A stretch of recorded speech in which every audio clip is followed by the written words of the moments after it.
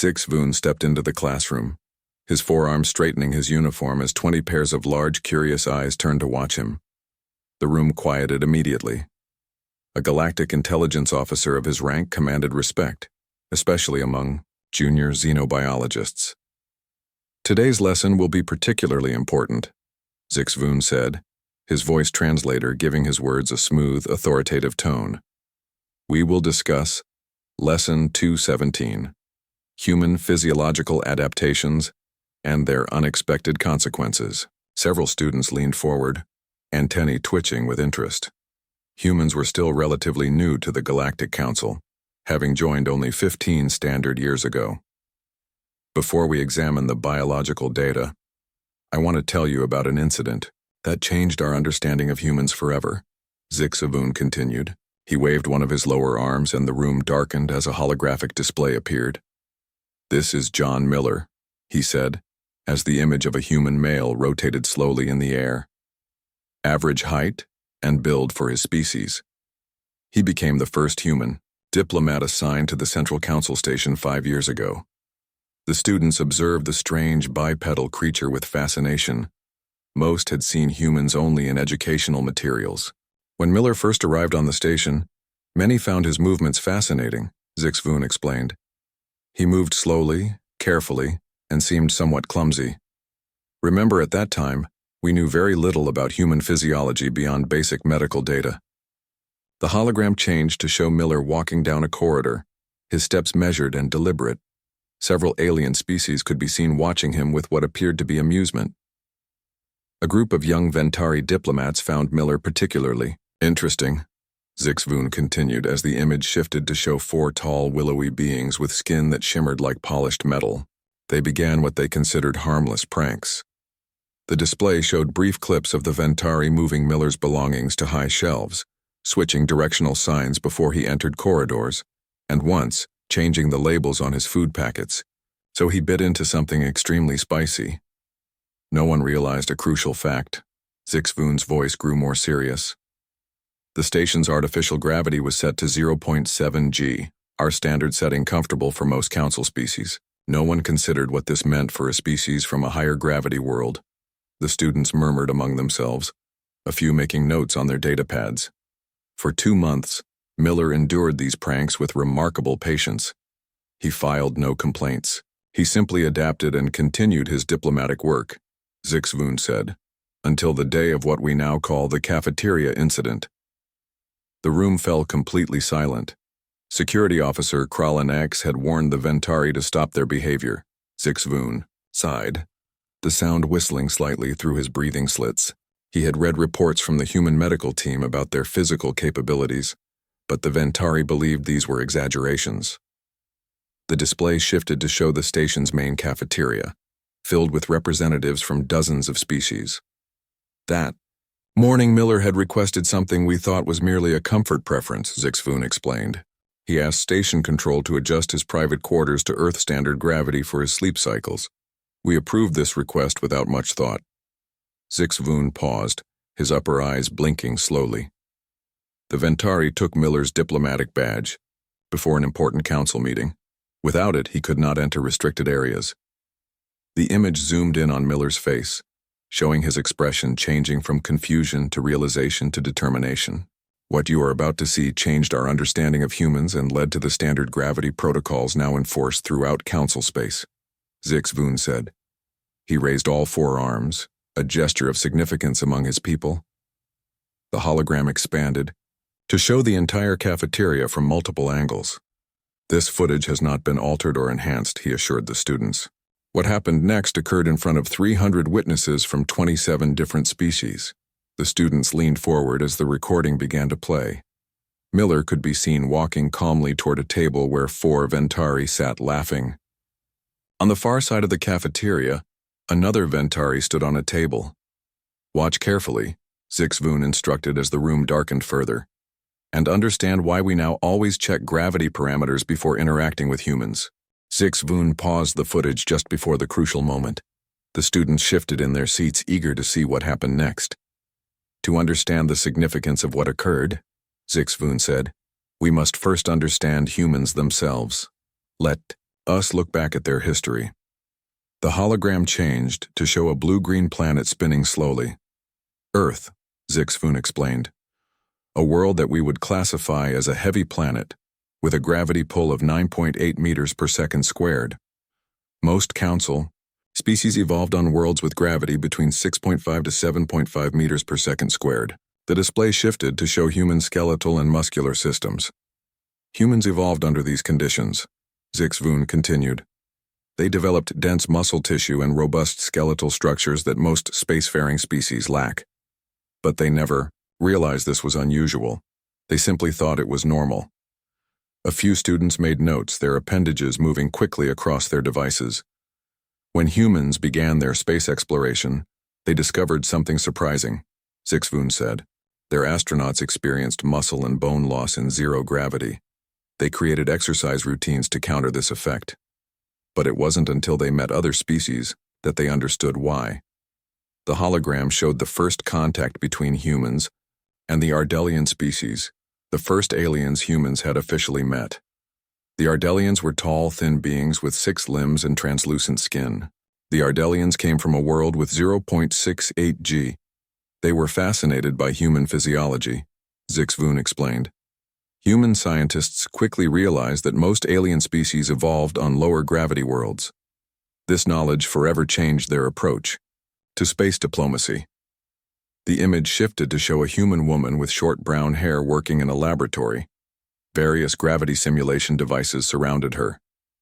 "This is Alice Donovan," said Zixfun. She was a NASA engineer who developed the first cross-species gravity standardization tables. Her work helped humans understand their unique position among galactic species. Donovan could be seen demonstrating different movements under varying gravity conditions. Humans discovered they possessed advantages they never realized, Zixfun continued. In lower gravity environments, they could move faster, jump higher, and lift more than most species. Activities that required great effort from others came naturally to them. The hologram displayed humans performing simple tasks alongside other alien species. The difference was clear. Humans moved with ease while others struggled. But humans are also kind, Zixfun noted. When they realized this difference, they developed protocols to avoid intimidating other species. They trained their diplomats and space travelers to move slowly and carefully in alien environments. They created special movement techniques to appear less threatening. The display showed human diplomats practicing deliberate, measured movements. "John Miller was following these exact protocols on our station," Zixfun said. His slow, careful movements were not clumsiness as the Ventari thought. They were a courtesy to make others comfortable around him. Several students made sounds of understanding. One raised a tentacle. "Yes, Student Merglop," Zixfun acknowledged. "If humans are so strong, why did Miller allow the pranks to continue? Why not demonstrate his physical superiority earlier?" Zixfun's mouth parts clicked in what the students recognized as their instructor's version of a smile. "An excellent question. Humans also evolved complex social structures and diplomatic skills. Miller was representing all humanity. He chose patience over confrontation. His mission was to build relationships, not show physical dominance." The display returned to the cafeteria scene. Miller requested Earth-standard gravity in his quarters because even strong humans need rest. Constantly controlling your movements in lower gravity requires focus. He needed time to relax his guard. Zixfun's 4 eyes blinked in sequence. The morning of the incident, Miller had slept in Earth gravity for the first time in 2 months.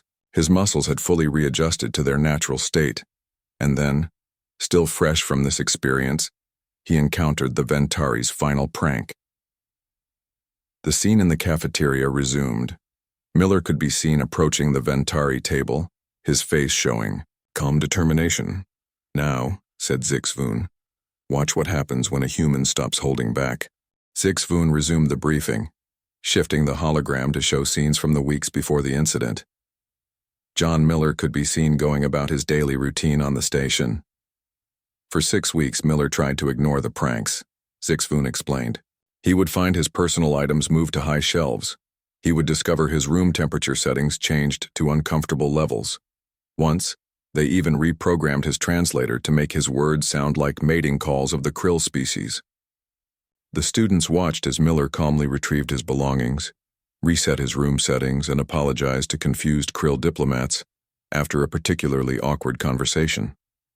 Despite everything, Miller remained professional. Zixvoon continued. He filed no complaints, he simply adapted. This only encouraged the Ventari to try harder. The display showed Miller sitting alone in the station's garden area, writing notes on a small device. He looked tired. What the Ventari did not know was that Miller was keeping a journal, Zixvoon said. We discovered it later. He wrote about his frustration, but also his determination to maintain good relations. He understood he represented all humans to the Galactic Council. The hologram shifted to show a tall, insect-like alien with a security uniform. 4 arms crossed over its chest as it spoke to the group of Ventari. This is Kralanax, who was chief of station security, said Zixvoon. 3 days before the incident, he warned the Ventari to stop their behavior. He had reviewed reports from the human medical team about their physical capabilities. The recording showed Kralanax speaking firmly to the Ventari, who appeared to be laughing.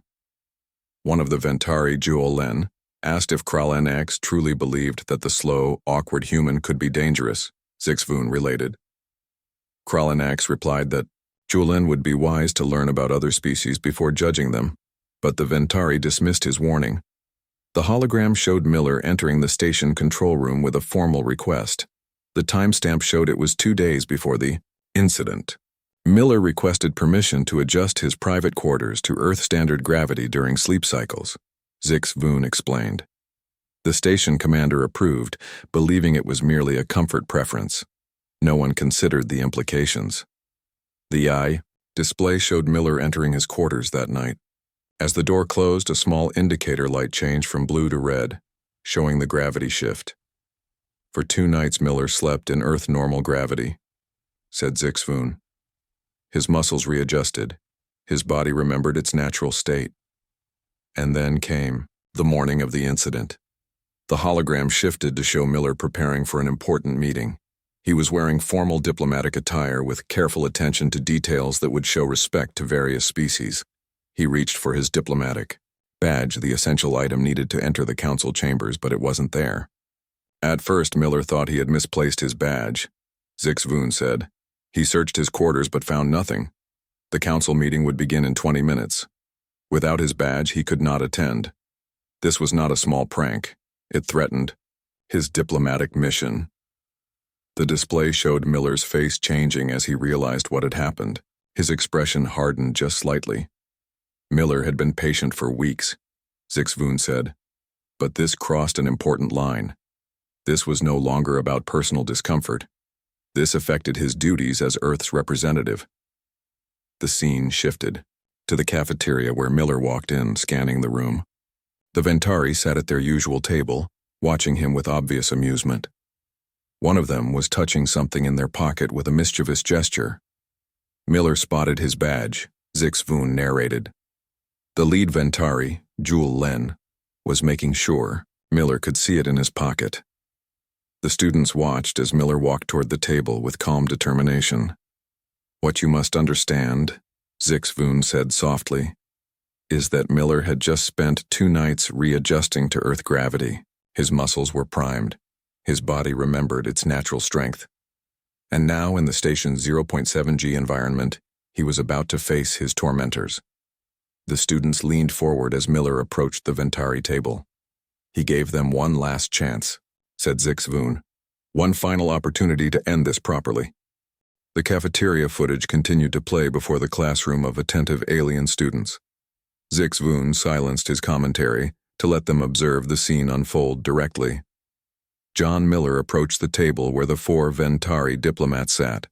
The cafeteria was full, with members of 27 different species enjoying their morning meals. Many noticed the humans' unusually direct approach toward the Ventari table. Good morning, Miller said, his voice calm and measured. I believe you have something that belongs to me. I need my badge for the council meeting in 15 minutes. Julen, the tallest of the Ventari, flashed his metallic skin in a pattern that indicated amusement to his species. "I don't know what you mean, human," Len said, but his hand moved to his pocket where the edge of Miller's badge was clearly visible. "Please," Miller said, extending his hand. "This isn't about me. I represent Earth at this meeting. I need my badge." The other Ventari exchanged glances, their skin flickering with light patterns. One of them giggled, the sound like small bells. "Perhaps," said Len, standing up to his full height of nearly 7 feet, towering over Miller. "If you can reach it, you can have it." With a quick movement, Len pulled out the badge and tossed it across the cafeteria. It sailed through the air toward another Ventari standing on top of a table near the far wall, almost 30 feet away. In the classroom, Voon paused the footage. "Notice the distance," he said to his students. "In our gravity, a jump of this distance would be difficult for most species. For the Ventari, with their light bone structure, it would be nearly impossible." He resumed the recording. The badge arced through the air. Miller watched its path, his face showing the first real flash of emotion since arriving on the station, a brief frown followed by determination. What happened next caused every student in Voon's classroom to lean forward in fascination. Miller moved, but not with the slow, careful movements they had seen before.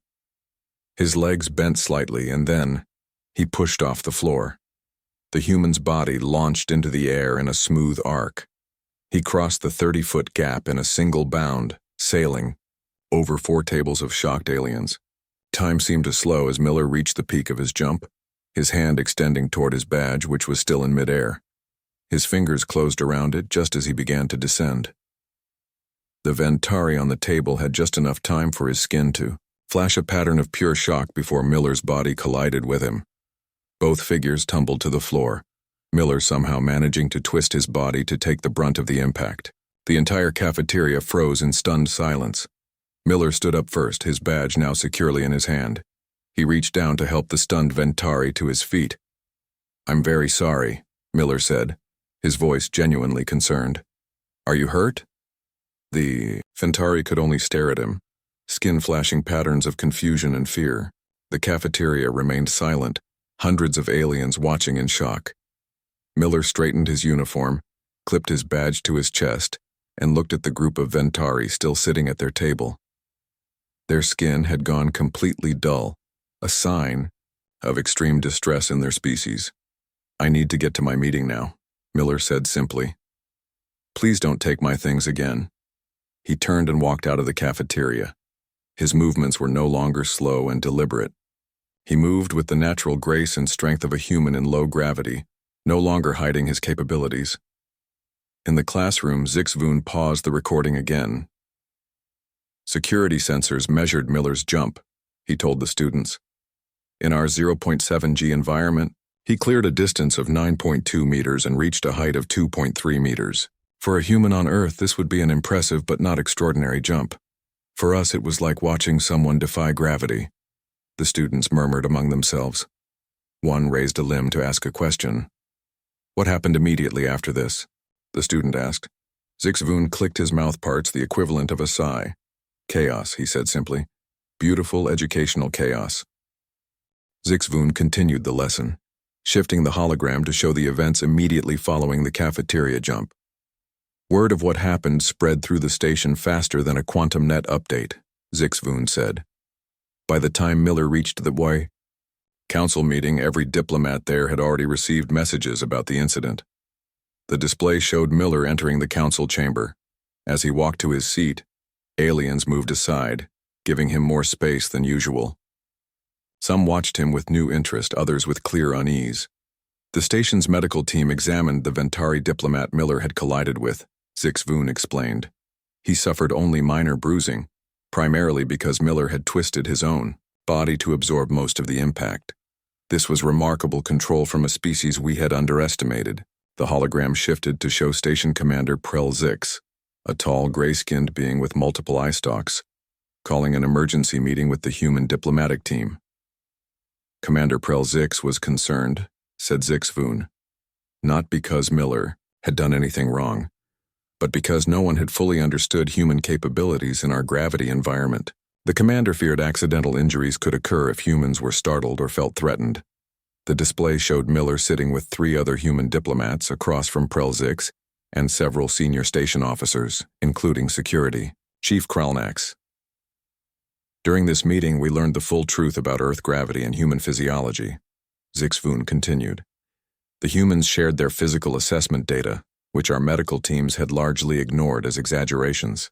The hologram displayed charts comparing the physical capabilities of various species under different gravity conditions. What Miller had done was simply jump for his property, Zixvoon explained. On Earth, such a jump would have been impressive, but not extraordinary. In our station's gravity, it appeared almost supernatural to most species. The students watched as Commander Prelzix nodded gravely at something Miller said. Miller apologized for the incident, Zixvoon told the class. Despite being the victim of harassment, he expressed sincere regret for frightening anyone. This impressed the commander greatly and spoke to the character of humans as a species. The hologram showed Commander Prelzix issuing orders to station personnel. New protocols were established immediately, Zixvoon said. All common areas would display signs indicating current gravity settings. When humans were present in any section, gravity would be normalized to an agreed middle setting that was comfortable for all species. The display shifted to show the Ventari diplomats being summoned to the commander's office. Their skin patterns showed clear distress as they entered. The Ventari were officially reprimanded, Zixvoon explained. Their behavior had violated diplomatic protocols and nearly caused a serious incident. But Miller, showing what we now understand is typical human generosity, requested no formal charges be filed. The hologram returned to Miller in his quarters. He sat on his bed writing in his journal. The gravity indicator light glowed red, showing Earth normal settings. That evening, Miller wrote about his concerns. Zixvoon said. He worried that his actions might damage relations between humans and other species. He feared being seen as dangerous rather than different. The display shifted to show Miller the next morning, entering the cafeteria again. The room fell silent. As he walked in, he moved with his usual careful, measured pace, deliberately making himself appear less threatening. Miller chose to return to his careful movements in public, Zixvoon noted. But now everyone understood this was a choice, a courtesy, not a limitation. The hologram showed the Ventari diplomats sitting at their usual table. As Miller walked past, they rose and formally bowed in the human manner. Miller paused, then returned the gesture with a small smile. This simple exchange marked the beginning of a new understanding, Zixvoon said. Not just between humans and Ventari, but between humans and all council species.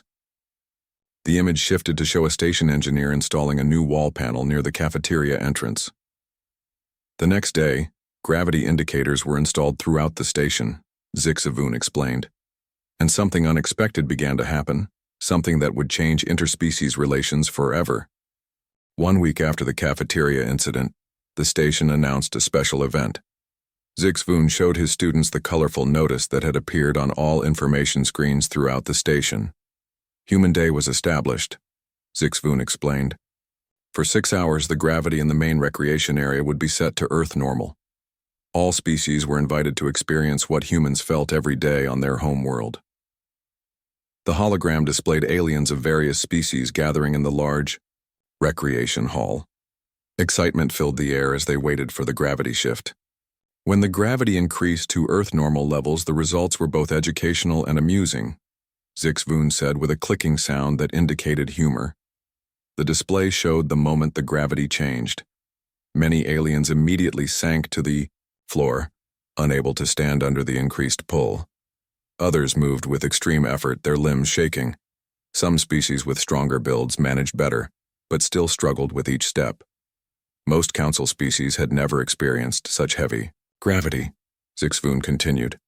Many couldn't even lift their limbs. The Ventari could barely move at all, their slender bodies designed for much lighter conditions. The hologram showed Mary Chen, another human diplomat, stepping into the recreation hall. She walked normally, even doing a small skip to demonstrate her ease of movement. Mary Chen gave demonstrations of basic human physical capabilities, Zixvoon said. She showed activities humans considered normal exercise.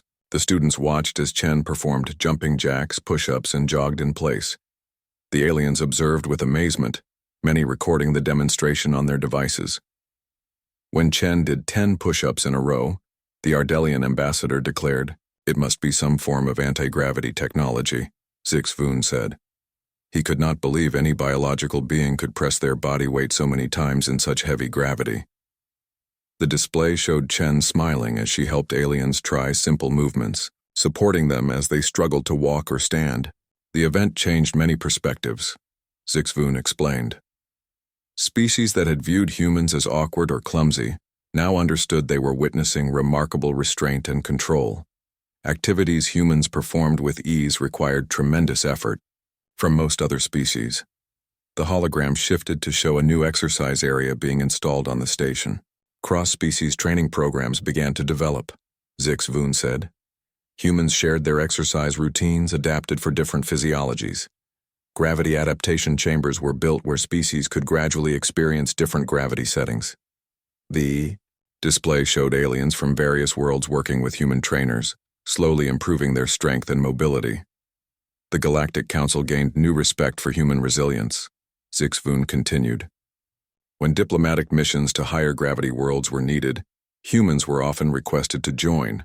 Their natural abilities made them valuable team members in many environments.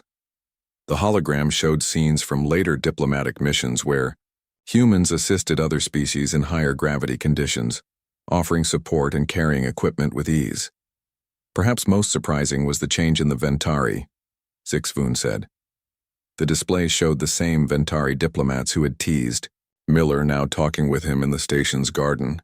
Their skin patterns showed patterns of respect and interest rather than mockery. The Ventari became some of the strongest advocates for human integration in the Council, Zixvoon explained. They sponsored cultural exchange programs and invited human diplomats to their homeworld. The hologram showed Miller receiving an official document from the Ventari ambassador. 2 months after the incident, the Ventari government issued a formal apology to Earth, Zixvoon said. They acknowledged their diplomats' behavior and expressed deep regret for the misunderstanding. The display showed Miller accepting the document with a bow and a smile. Miller's handling of the entire situation earned him great respect, Zixvoon continued. 6 months later, he received an important promotion. The hologram showed Miller standing with Commander Prelzix as his new title was announced, Head of Human-Alien Cultural Relations, a position created specifically for him, Zixvoon noted, a role that would help prevent such misunderstandings in the future. The students watched as Miller shook hands with various diplomats, all treating him with new respect. What began as a simple prank had led to profound changes throughout the galactic community, Zixvoon said. But there was one more chapter to this story. Zixvoon paused to let his students absorb the information. He then shifted the hologram to show a timestamp, 6 months after the cafeteria incident. The changes that began on our station spread throughout the Galactic Council, Zixvoon explained. Let me show you how perceptions of humans transformed across the galaxy. The display showed humans working on various space stations and alien worlds. They moved with their natural abilities now, no longer hiding their strength or agility. Humans became highly sought after for certain roles, Zixvoon continued. Rescue operations in high-gravity environments, construction projects requiring physical strength, and diplomatic missions to heavy worlds all benefited from human participation. The hologram showed a human rescue team helping evacuate a mining colony on a high-gravity moon. The humans carried injured aliens with ease while other rescue workers struggled with the heavy conditions. Their natural abilities saved many lives, Zixvoon said, but equally important were the cultural changes. The display shifted to show a new type of sporting event taking place on various stations. Humans competed against aliens in games with adjustable gravity settings. Adaptive gravity sports became popular throughout Council space, Zixvoon explained. Events would begin in standard gravity, then shift during competition. This created a fair playing field where different species could use their natural advantages. The students watched as human athletes performed alongside Ventari, Ardelians, and other species. When gravity increased, humans pulled ahead. When it decreased, other species took the lead. These games built understanding between cultures, Zix-Voon said. They showed that different evolutionary paths created different strengths. No species was superior, just differently adapted. The hologram shifted to show Jewel Len, the lead Ventari who had teased Miller. He now wore the insignia of a cultural ambassador. The Ventari who had been most active in pranking Miller experienced the greatest change, Zix-Voon said. Jewel Len requested assignment as a cultural liaison to Earth. He spent a year there studying human culture while teaching aliens about Ventari ways. The display showed Jewel Len on Earth, wearing a special exoskeleton suit that helped support his body in the higher gravity. He stood with a group of human children, his skin flashing patterns of delight as he showed them how to create Ventari art. Jewel Len wrote extensively about his experiences, Zix-Voon continued. His book, Heavy World, Heavy Lessons, became required reading for all new council diplomats. The hologram displayed quotes from the book hovering in the air. In their gravity, I understood their strength. In their kindness, despite that strength, I understood their character. Zix-Voon gestured, and the display changed to show John Miller, 1 year after the incident. He stood before the full Galactic Council addressing thousands of representatives. Miller's promotion to head of human-alien cultural relations gave him a platform to create lasting change, Zix-Voon explained. He developed the Comparative Physiology Education Program, now standard for all species entering council space. The display showed the training program in action, new diplomats experiencing different gravity settings and learning about various species' physical limitations and abilities. Miller never spoke of the cafeteria incident publicly, Zix-Voon said. When asked about it in interviews, he always redirected the conversation to positive cultural exchange. The hologram showed Miller meeting with a group of new human diplomats, showing them how to move carefully around other species. But privately, the incident changed how all humans prepared for space service, Zix-Voon continued. Human diplomatic training now included extensive education about their unique physical advantages and how to avoid intimidating other species. The display showed graduation day at the Earth Diplomatic Academy. New human diplomats received their assignments to various council worlds. By sharing knowledge of their natural strength rather than hiding it, Zix-Voon said, humans found greater acceptance within the galactic community. Their transparency built trust. The hologram showed humans and aliens working together throughout council space with gravity indicators visible in every common area. A simple leap across a cafeteria had launched a new era of understanding, Zix-Voon concluded, and established one of our most important safety protocols. Zix-Voon's forearms moved in perfect harmony, closing the holographic displays that had been showing the historical footage. The classroom lights brightened as he faced his students directly. And so we arrive at the present day, Zix-Voon said. 5 years after what we now call the cafeteria incident, its effects continue to shape our interactions with humans and each other. A student raised a tentacle. Teacher, is this why all Galactic Council facilities now have standard gravity protocols? Precisely, Zix-Voon confirmed. Every Council space station, ship, and facility must now display current gravity settings in all common areas. Species with gravity requirements outside the standard range must be accommodated, and all personnel must receive training on different species' physical capabilities. Another student, a young Ardelian with translucent skin, raised a limb. But teacher, the human could have seriously hurt the Ventari. Why do we view this incident positively? Zix-Voon clicked his mouthparts thoughtfully before answering. An excellent question. The incident is significant not because of what Miller did, but because of what he didn't do. Despite weeks of provocation, he showed remarkable restraint. When he finally acted, he moved to catch his property, not to harm the Ventari. The hologram briefly reappeared, showing how Miller had twisted his body during the jump to absorb the impact, rather than letting the Ventari take the full force of the collision. Even when Miller could have claimed justification for anger, he chose kindness, Zix-Voon continued. He helped the Ventari up. He apologized. Later, he requested no formal charges. A third student spoke up. This one a member of a silicon-based species with a crystalline appearance. It seems like such a small event to change so much. Just one. Jump? Zixvoon made a gesture that indicated agreement in his culture. Often the most significant changes come from small moments of truth, he said. In that single action, many illusions were broken. The Ventari's illusion of superiority, our illusion about human limitations, even humans' illusion that hiding their abilities was better than explaining them. He paced slowly before the class, his forearms now clasped behind his back. What makes this story important is how it changed our approach to differences, Zixvoon explained. Before this incident, we accommodated different species but didn't truly understand each other. Now we study physiological differences with respect and curiosity. The hologram reappeared, showing the current Galactic Council chamber. Gravity indicators were prominently displayed, and species of all types moved about with awareness of each other's capabilities. Today, the Council includes 73 species from worlds with gravity ranging from 0.3 to 1.8 times Earth normal, Zixvoon said. We all understand our differences better because of what began that day. A small green student at the back of the room raised an appendage hesitantly. Teacher, whatever happened to the Ventari who threw the badge? The one who started everything? The classroom fell silent. Zixvoon stood perfectly still for a moment. Then, slowly, he reached up and pulled back the collar of his uniform. A small, shimmering scar became visible on his shoulder. I was that, Ventari, Zixvoon said quietly. The students gasped collectively. Zixvoon's skin flickered with patterns that indicated both embarrassment and pride.